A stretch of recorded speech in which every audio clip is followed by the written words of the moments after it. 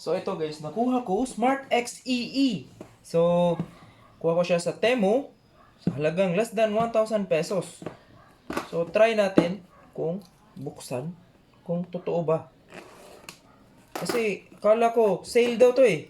90% off.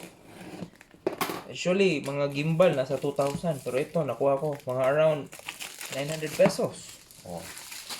So, nakasil pa yung plastic. Oh, Masters.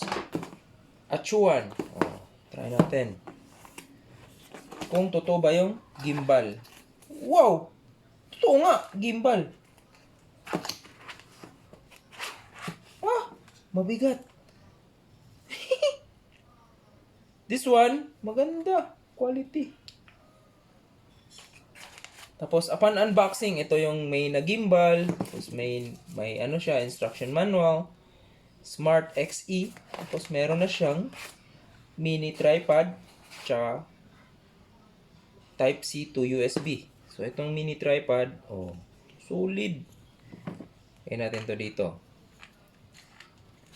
Oh, para sa gimbal.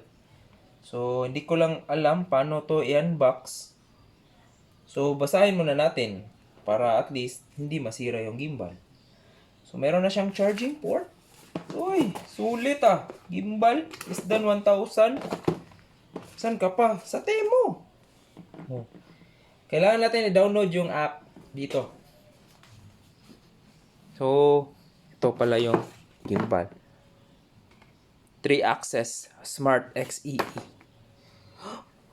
Di ako makapaniwala. Totoong gimbal. So, niscan ko yung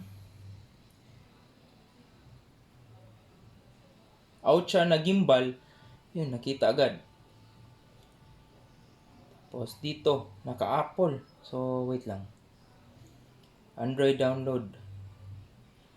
So, yan, naka-Chinese lang siya.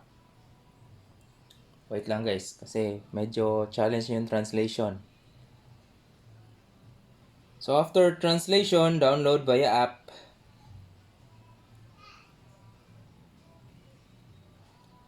Tapos yan, download.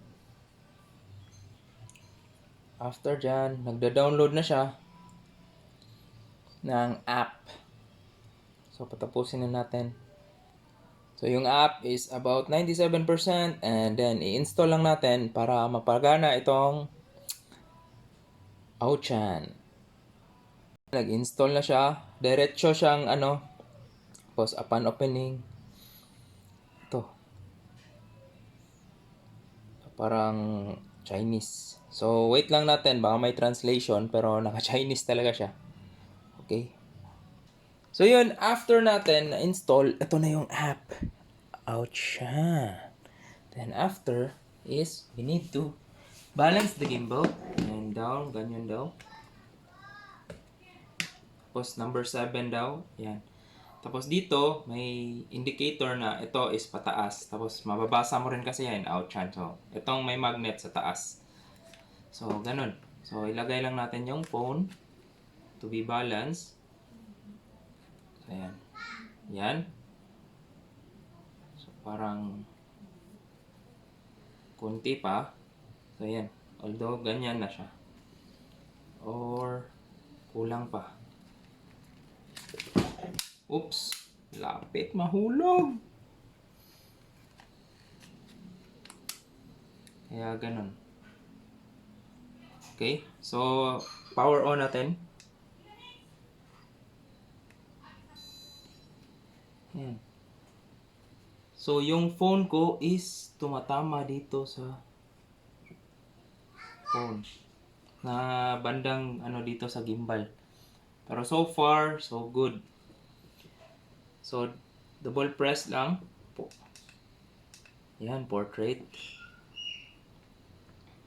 Tapos, buksan natin yung app.